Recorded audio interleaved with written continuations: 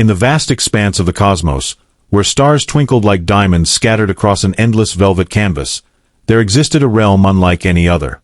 This was the domain of the Zylothians, an ancient and enigmatic race whose civilization had thrived for millennia in the heart of the Andromeda galaxy.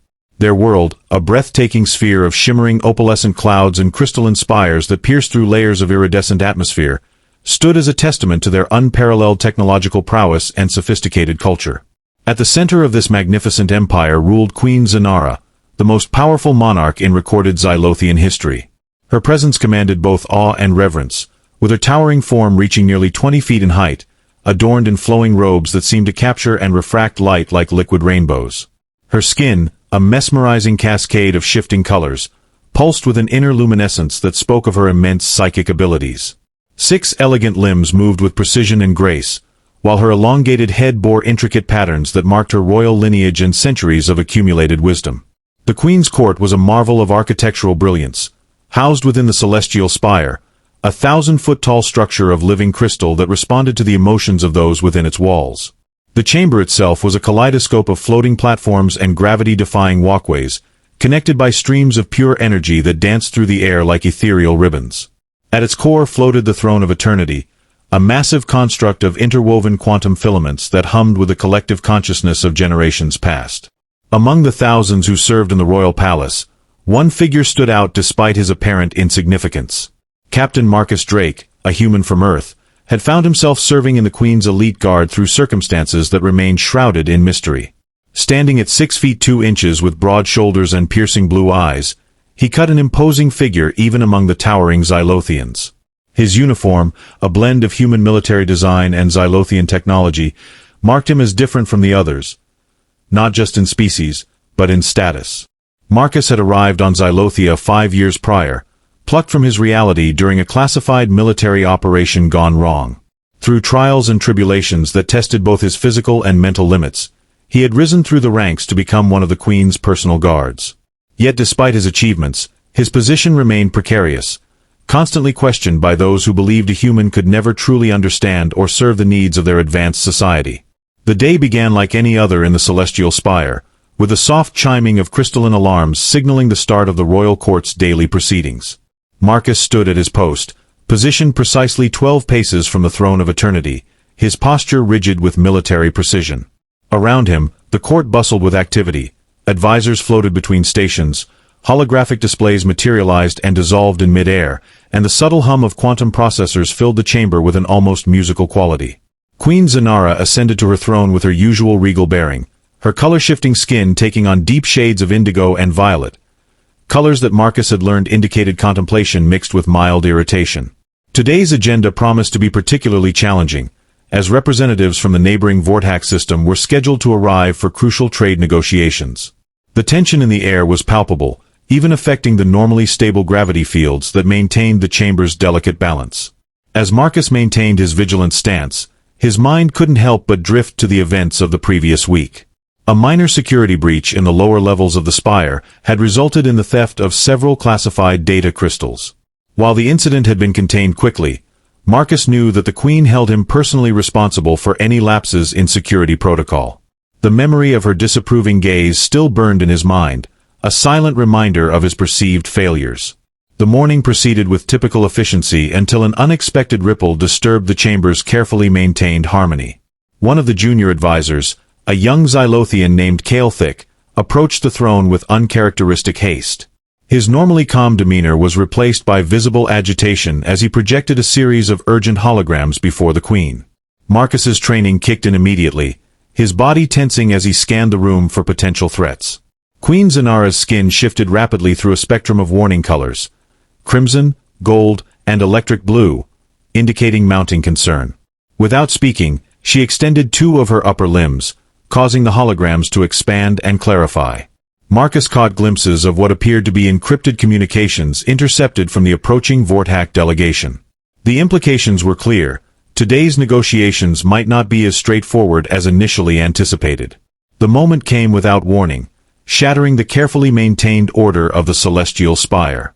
As Queen Zanara prepared to address the court regarding the intercepted communications, a deafening crack split through the chamber. The very fabric of space-time seemed to twist and warp around them, causing the floating platforms to shudder violently. Marcus's instincts screamed at him to move, but his training kept him rooted to his position, scanning for threats while maintaining his protective stance near the throne. From the distorted air emerged three figures, their forms flickering between dimensions like broken holograms stabilizing into reality. They weren't Vortak diplomats, nor were they any known species from the Queen's extensive archives. These beings radiated an ancient power that made Marcus's skin prickle with static electricity, their presence warping the quantum fields that sustained the chamber's delicate balance. Their leader, a towering entity with crystalline features that refracted light into impossible angles, strode forward with purpose, ignoring the Queen's immediate command to halt. Failure! The word echoed through the chamber with devastating force, not spoken but projected directly into everyone's minds. Queen Zanara's accusation wasn't directed at the intruders, but at Marcus himself. Her voice carried the weight of centuries of disappointment, each syllable laced with psychic resonance that made his knees threaten to buckle. You have allowed these anomalies to penetrate our most sacred sanctum. Your human limitations have betrayed us all. The chamber erupted into chaos as court members scrambled for cover, their usually composed movements replaced by panic. Energy shields flared to life around the throne, but the intruders merely walked through them as if they were mere illusions. Marcus felt the weight of countless eyes upon him, some filled with fear, others with outright contempt. The Queen's words had branded him not just as incompetent, but as a liability to the entire Zylothian civilization. Yet something about the situation gnawed at Marcus's tactical mind. The intruders' arrival had been too precise, their timing too perfect. He recalled the intercepted communications and the unusual energy readings that had preceded their appearance. As the Queen continued her verbal assault, Marcus's soldier's instincts told him this wasn't a simple security failure. It was something far more calculated, something that perhaps only a human perspective could recognize. The chamber's temperature dropped noticeably as Queen Zanara's psychic emanations grew stronger, her disappointment manifesting as tangible waves of pressure that pressed against Marcus's chest. Each breath became a conscious effort, his lungs fighting against the crushing weight of her disapproval. The crystalline walls of the celestial spire seemed to dim, their usual vibrant hues fading to muted tones as if reflecting the Queen's emotional state. Around him, the court members maintained a respectful distance, their multifaceted eyes avoiding direct contact with either their monarch or the disgraced human guard. Marcus's training had prepared him for many scenarios, but nothing could have readied him for the raw emotional impact of being publicly condemned by the most powerful being in the known galaxy. His hands, clasped tightly behind his back according to protocol, trembled slightly despite his best efforts to maintain composure.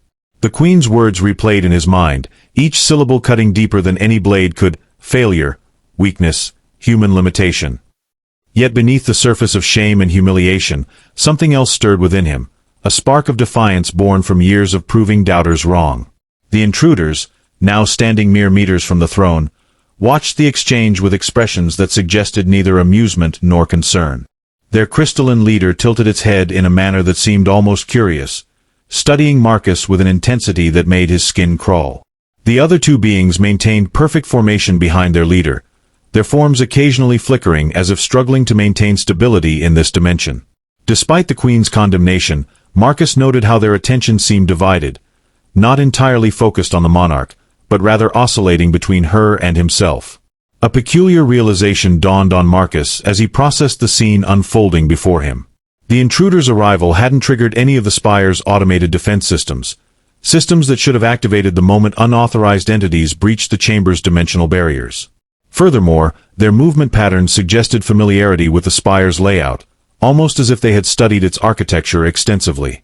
These observations clashed with the Queen's immediate assumption of human incompetence, creating a cognitive dissonance that Marcus found increasingly difficult to ignore. The Queen's next words cut through his thoughts like a plasma blade. "Remove this disgrace from my sight," she commanded, her voice reverberating through every molecule in the chamber. Two senior guards moved to comply, their tentacle-like appendages extending toward Marcus. But as they approached, something unprecedented occurred. The intruders reacted. Their leader raised a faceted arm, and a pulse of energy rippled outward, freezing the guards in place without harming them.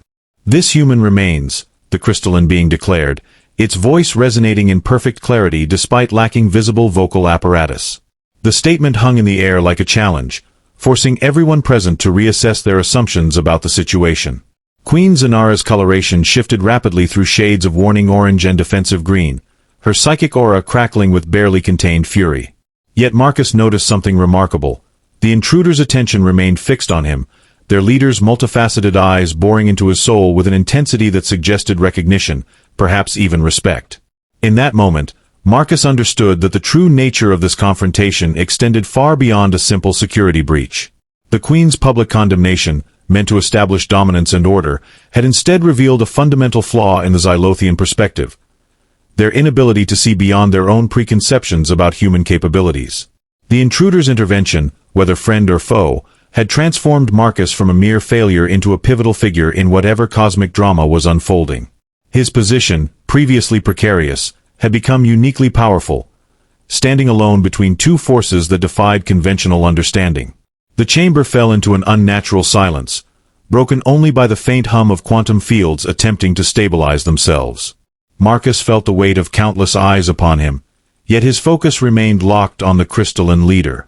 Something about its stance, the precise angle of its faceted body, triggered a memory buried deep within his military training. A classified briefing about dimensional incursions and their telltale signatures. The realization hit him like a thunderclap. These beings weren't invaders in the traditional sense. They were refugees seeking sanctuary. Queen Zanara's psychic emanations intensified, her colors shifting to dangerous shades of crimson and black. She raised 4 of her upper limbs, preparing to unleash a wave of psychic force that would likely obliterate everything within a 100-meter radius. Marcus knew he had only seconds to act, his human reflexes operating on pure instinct honed by years of combat experience. Without breaking protocol completely, he shifted his stance ever so slightly, positioning himself directly between the Queen and the crystalline leader.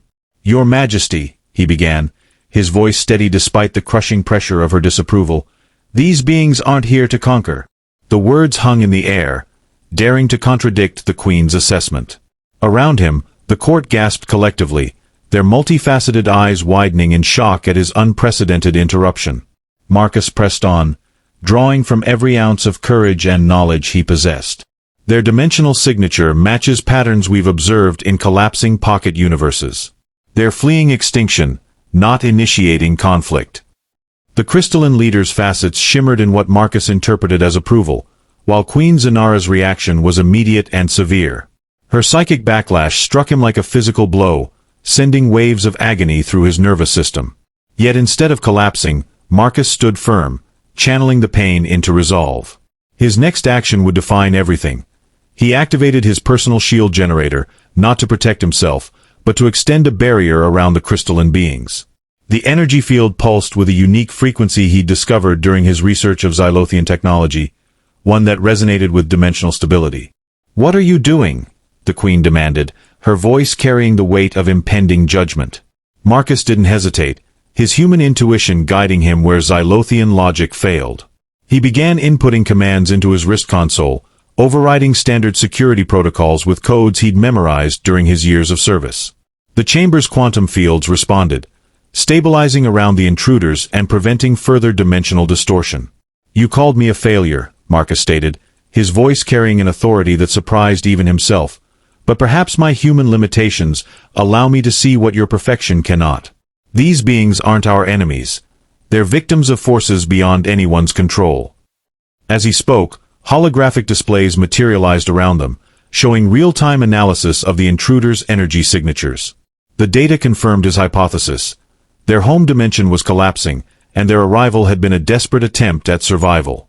The crystalline leader stepped forward, its movements now smooth and deliberate. It extended a faceted limb toward Marcus, not in threat but in what appeared to be gratitude. Queen Zanara's reaction was immediate. She unleashed a psychic probe, attempting to assess the truth of Marcus's claims directly. What she found must have shaken her deeply, for her colors shifted rapidly through the spectrum before settling on a contemplative silver blue. Around them, the court remained frozen in various states of shock and confusion. Some guards reached for their weapons, only to find their systems temporarily disabled by Marcus's override commands. Senior advisors floated uncertainly, their usual composure shattered by the unprecedented turn of events. The very foundations of Zylothian protocol were being rewritten before their eyes, And Marcus stood at the center of it all, a human challenging centuries of tradition and expectation.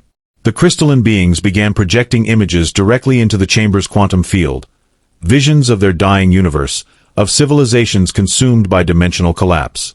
Marcus translated the information in real time, his human capacity for pattern recognition making connections that even the advanced Zylothian minds struggled to process. With each revelation, the atmosphere in the chamber shifted, the initial hostility giving way to something more complex. Understanding, perhaps even empathy. Queen Zanara's expression remained unreadable, but Marcus noticed a subtle change in her posture. Her upper limbs, previously poised to strike, now hovered uncertainly. The psychic pressure eased slightly, allowing him to breathe more freely. In that moment, he realized the true significance of his actions. He wasn't just defending the crystalline beings. He was forcing the entire Zylothian civilization to confront its own limitations, to acknowledge that their perfect society might lack the flexibility needed to address unprecedented challenges. The crystalline leaders' projection shifted, showing not just their plight but also their potential contributions to Zylothian society. Advanced dimensional stabilization techniques, methods for preserving collapsing realities, knowledge that could revolutionize the Queen's empire. Marcus seized the opportunity, activating additional displays that highlighted how human Zylothian collaboration had already benefited the civilization in subtle ways. His own presence, once seen as a liability, now represented the bridge between species that could facilitate this new understanding.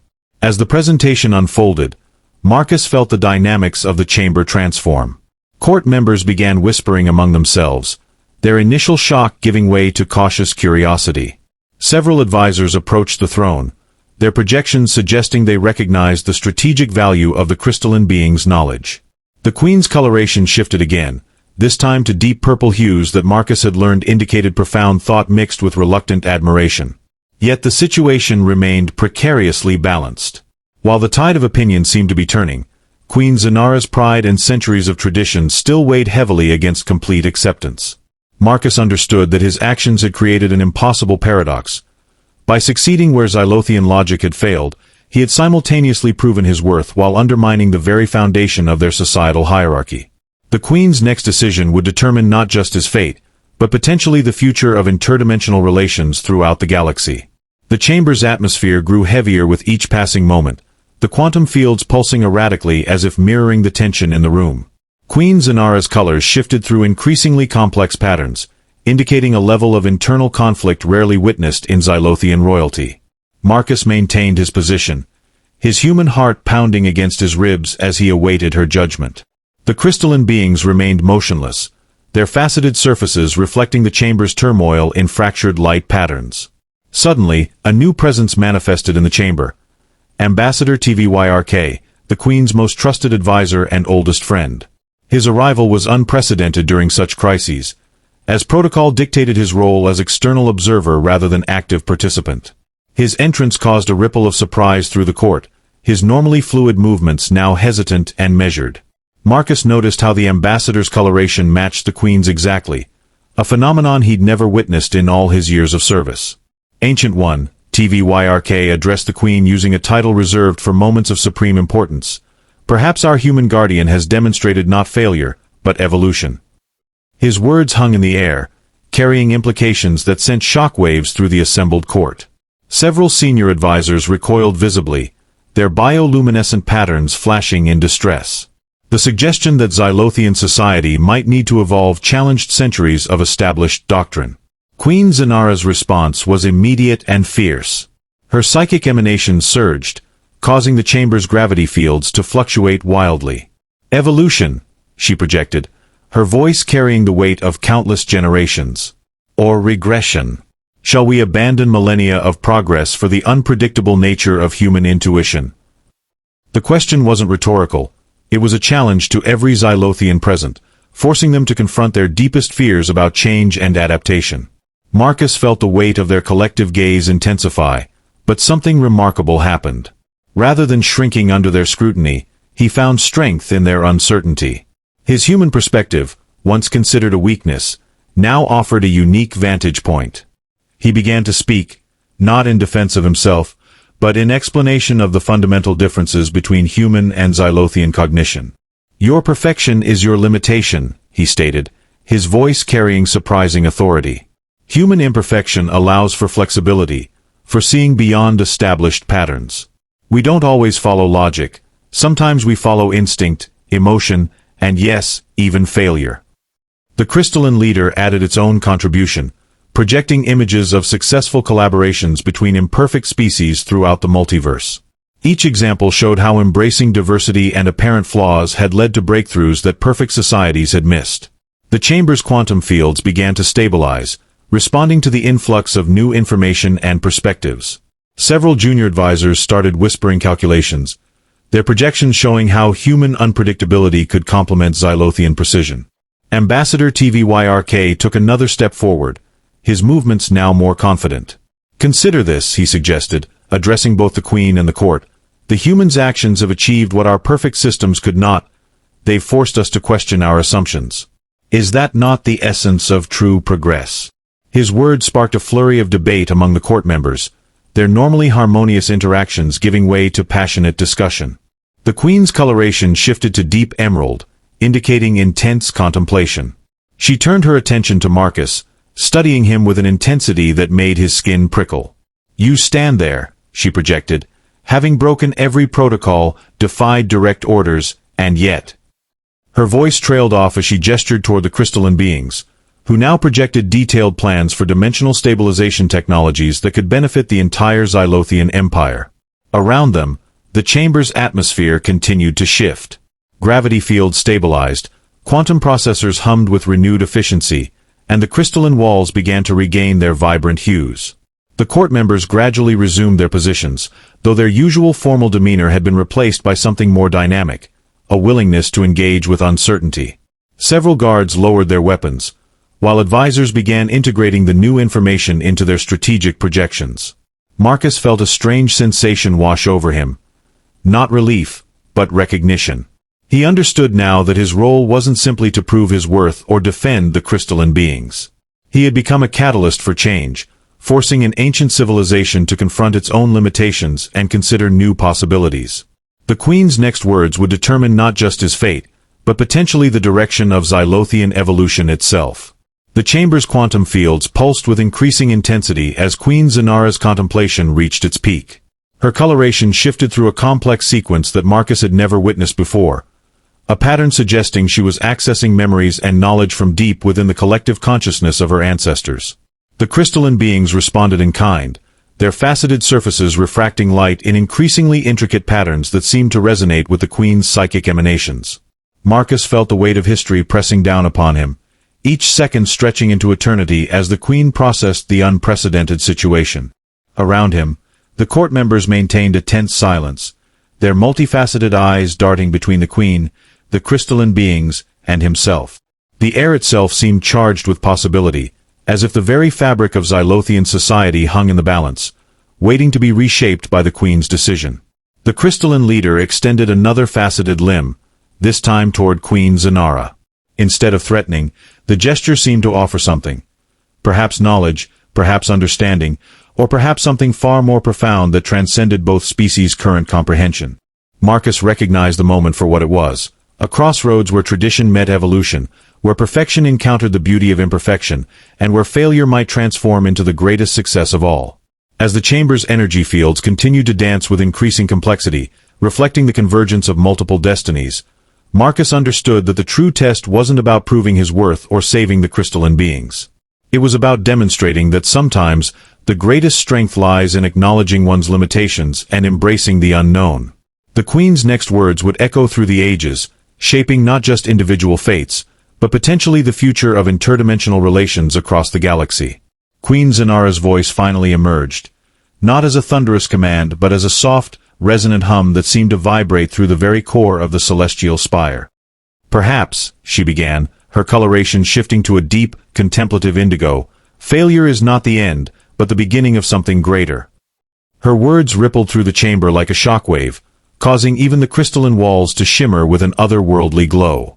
The court members froze, their bioluminescent patterns flickering in disbelief at what they were hearing. Marcus felt his breath catch in his throat. He had expected anger, perhaps exile, or even worse. But this? The Queen's admission was unprecedented, a crack in the seemingly impenetrable facade of Zylothian perfection. For a species that prided itself on logic, precision, and unyielding order, the acknowledgement of imperfection was nothing short of revolutionary. Yet, as Marcus watched the Queen's expression soften ever so slightly, he realized she wasn't just speaking about him. She was addressing her entire civilization.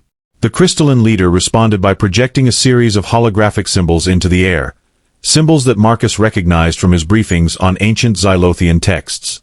They were glyphs of unity, cooperation, and evolution. The message was clear. The crystalline beings weren't merely refugees seeking sanctuary. They were emissaries of change, sent to challenge the stagnation that had crept into Zylothian society over millennia. Their arrival wasn't a threat, it was an opportunity. Ambassador TVYRK stepped forward again, his movements now fluid and purposeful. "Your Majesty," he said, his voice carrying both reverence and urgency, "perhaps Captain Drake's actions have shown us the flaw in our perfection. We have built a society so rigid, so focused on maintaining order, that we've forgotten how to adapt. Humanity's greatest strength lies in its ability to embrace chaos, to find beauty in imperfection. Perhaps it is time we learned from them." The Queen's gaze shifted between Marcus, the crystalline leader, and her advisor, her colors pulsing with a mixture of uncertainty and resolve. Then, with a slow, deliberate motion, she lowered her upper limbs, signaling a cessation of hostility. The psychic pressure that had weighed down the chamber dissipated, replaced by an almost palpable sense of anticipation. "Very well," she announced, her voice echoing with finality. "Let us consider this failure, as you call it, Captain Drake, not as a weakness, but as a lesson. A lesson in humility, adaptability, and growth." Her declaration sent ripples through the court. Whispers erupted among the advisors, some nodding in agreement while others recoiled in silent protest. But the Queen's decision was absolute. She turned to the crystalline leader and extended one of her elegant limbs in a gesture of peace, a gesture that mirrored the one offered earlier by the crystalline being. "We will hear your plea," she said, her voice steady but tinged with vulnerability. "And we will work together to find a solution, not just for your people, but for ours as well." The crystalline leader's facets shimmered with what could only be interpreted as gratitude. It projected a new series of images, showing potential collaborations between the Zylothians and the crystalline beings.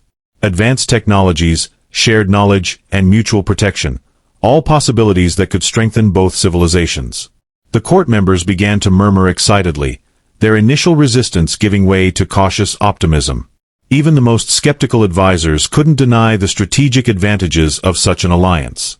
Marcus exhaled deeply, the weight of the moment finally lifting from his shoulders. He hadn't just saved himself, he had sparked a transformation within one of the galaxy's oldest and most powerful empires. As the Queen gestured for him to step forward, he felt a surge of pride, not for proving his worth, but for having the courage to act when it mattered most. When he reached the base of the throne of eternity, Queen Zanara regarded him with an expression that was neither approving nor disapproving, but something far more complex. "You have forced us to confront truths we would rather have ignored," she said, her voice carrying a note of reluctant admiration. "And in doing so, you have reminded us of what it means to evolve. You are no longer merely a guard, Captain Drake. From this day forward, you will serve as my liaison to these beings, and as a reminder to all of us that perfection is not the absence of flaws, but the willingness to grow beyond them." The chamber erupted into a flurry of activity as the implications of the Queen's decision sank in. Advisors scrambled to organize committees, guards adjusted their protocols to accommodate the crystalline beings, and junior court members buzzed with excitement at the prospect of working alongside an entirely new species. Marcus stood at the center of it all, feeling both overwhelmed and invigorated. He had started the day branded as a failure, but now he found himself at the forefront of a new era for the Zylothian Empire. As the initial chaos began to settle, Ambassador TVYRK approached Marcus with a rare smile, one that conveyed both respect and camaraderie. "You've done more than save yourself, Captain," he said softly. "You've given us a chance to become something greater. Do not underestimate the impact of what you've achieved here today." Marcus nodded, his mind racing with possibilities. The road ahead would be fraught with challenges, but for the first time in years, he felt a sense of purpose that went beyond mere survival. He glanced at the crystalline leader, who inclined its faceted head in acknowledgement. In that moment, he understood that his role wasn't just to bridge two species. It was to help forge a future where differences were celebrated rather than feared. The queen rose from her throne, her towering form radiating authority and wisdom. "Let this day mark the beginning of a new chapter for our people," she declared, her voice resonating throughout the chamber. "A chapter defined not by fear of change, but by the courage to embrace it. Let us move forward together, united by our shared pursuit of progress." With those words, the tension in the chamber dissolved completely, replaced by a sense of hope and renewal. Marcus watched as Zylothians and crystalline beings exchanged gestures of goodwill, their initial mistrust giving way to curiosity and collaboration. The celestial spire itself seemed to respond, its quantum field stabilizing into harmonious patterns that bathed the chamber in warm, golden light. As the proceedings continued, Marcus allowed himself a small smile. He had come to this alien world as an outsider, a human thrust into a society that saw him as inferior. But through sheer determination, intuition, and a willingness to defy expectations, he had proven that sometimes the greatest strengths lie in what others perceive as weaknesses. And in doing so, he had changed the course of history. Not just for himself, but for two civilizations on the brink of transformation. The story didn't end there, of course. There would be countless challenges ahead, political hurdles, cultural misunderstandings, and the daunting task of integrating two vastly different species into a cohesive alliance. But as Marcus looked around the chamber, now alive with the promise of a brighter future, he knew one thing for certain: failure was never the end. Sometimes, it was simply the beginning of something extraordinary.